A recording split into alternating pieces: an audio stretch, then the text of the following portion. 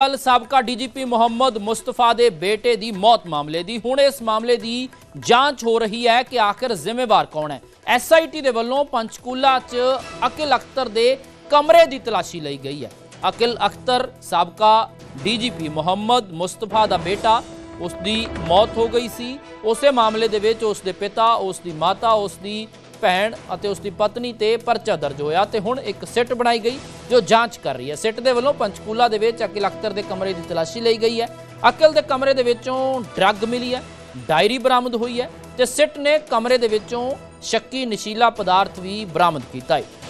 नशीले पदार्थ नूं जांच दे लई CFSL भेज दिता गया है। सेंट्रल फोरेंसिक साइंस लैबोरेटरी दे विच भेज दिता गया है अते इसे कमरे दे विच अकिल दी लाश मिली सी। अकिल अख्तर दी इसे रूम दे विचों लाश मिली सी जिथों हुण सिट दे वल्लों काफ़ी कुछ खंगालिया गया है, काफ़ी कुछ बरामद होया है।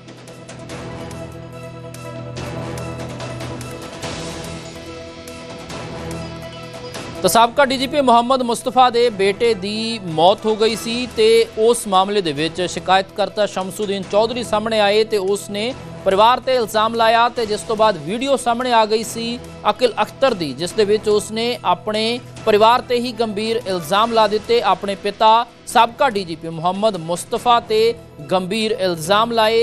उस तो बाद FIR दर्ज हुंदी है पंचकूला दे विच ते एक सिट दा गठन किया जाता है। तो हुण इस मामले दे विच सिट दे वल्लों, क्योंकि पंचकूला दे विच रहिंदा सी ये परिवार, पंचकूला दे विच ही अकिल अख्तर रहिंदा सी ते जिस कमरे दे विचों उसकी डैड बॉडी मिली उस कमरे की तलाशी ली जा रही है, सबूत इकट्ठे किए जा रहे हैं। तो दस दिए कि ये जिहड़ा अकिल अख्तर का कमरा है उस दे विचों ड्रग मिली है, ये भी जानकारी मिल रही है। एक डायरी मिली है, उस दे विच की कुछ लिखा गया ये भी देखना होएगा। ये पंचकूला स्थित रिहाइश है जिथे सिट दे वल्लों कमरे की तलाशी ली गई है तो सिट नूं कमरे दे विचों एक शक्की नशीला पदार्थ भी बरामद होया है जिसनूं जांच दे लई CFSL भेज दिता गया है। जांच होएगी कि किहड़ी यह ड्रग है। इसे कमरे दे विच अकिल दी डैड बॉडी मिली सी ते अज शाम 4 बजे मलेरकोटला वाले घर दे विच अकिल अख्तर लई दुआए मगफिरत होवेगी। 16 अक्तूबर नूं शक्की हालात दे विच उसकी मौत हुई सी। तो दस दिए कि साबका DGP पंजाब दे मुहम्मद मुस्तफा अते रज़िया सुल्ताना 2 बार मंत्री रहे कांग्रेस सरकार दे वेले।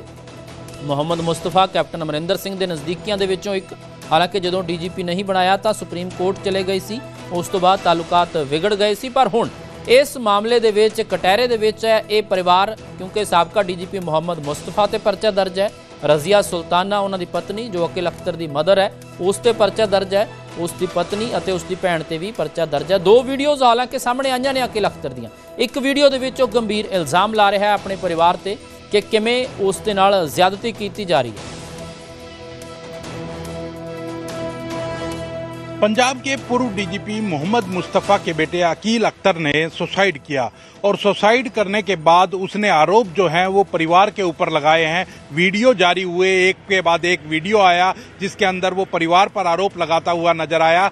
आप देख सकते हैं कि यही कोठी है जो मनसा देवी जो कॉम्प्लेक्स है उसमें कह सकते हैं कि 25 नंबर कोठी है और मनसा देवी कॉम्प्लेक्स में ये कोठी स्थित है। यही मोहम्मद मुस्तफ़ा जो पूर्व में पंजाब के DGP रहे हैं और रज़िया सुल्ताना जो कि कैबिनेट मंत्री रही हैं पंजाब की, वो और उनके बेटे पूरा परिवार यहीं इसी कोठी के अंदर रहता था। और लगातार जिस तरह से यहाँ रहते हुए क्या हालात ऐसे उत्पन्न हुए कि बेटे को सुसाइड करना पड़ा, SIT इसकी जांच कर रही है।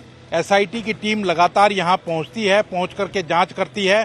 और अगर बात की जाए परसों की, तो परसों भी 5 बजे SIT की टीम के सदस्य यहाँ पहुंचे थे और रात 12:30 बजे तक जांच की है। एक एक चीज़ यहाँ खंगाली है, घर के अंदर जो चीज़ें थी वो एक एक चीज़ खंगाली गई है।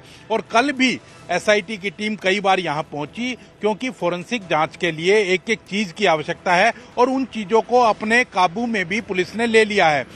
वो चाहे बेड की चादरें हों, पिल्लो कवर हों, पिल्लो हों, तो इस तरह की चीज़ें भी फोरेंसिक जांच के लिए अपनी हिरासत में ली गई हैं। और आप देख सकते हैं कि SIT की टीम के सदस्य और भी पहुंच रहे हैं और यहाँ भी यहाँ जांच भी की जा रही है लगातार। जो अभी क्योंकि पंचकुला जो SIT है उसके पास जांच है, तो वो लगातार यहाँ पहुँचती है, पहुँच करके जांच करती हुई नजर आती है। और हरियाणा पुलिस की ओर से 2 जवान यहाँ परमानेंट तैनात किए गए हैं और वो दोनों जवान यहाँ ड्यूटी देते हैं। 24 आवर ड्यूटी है, तो जैसे ही 2 जवान चेंज होते हैं तो रात में दूसरे जवान आते हैं। तो कहीं ना कहीं पुलिस के कर्मी यहाँ परमानेंट लगे हुए हैं। कोई भी इस कोठी के अंदर आएगा जाएगा तो उसकी सूचना तुरंत ली जाएगी। अभी भी आप देख सकते हैं कि जो एसआईटी के जो सदस्य हैं वो यहाँ पहुंचे हैं, अंदर जांच कर रहे हैं। तो कहीं ना कहीं जो मामला है बड़ा ही हाई प्रोफाइल है और हाई प्रोफाइल मामला है, इसी वजह से जो कोई भी रिस्क जो है वो पुलिस नहीं लेना चाहती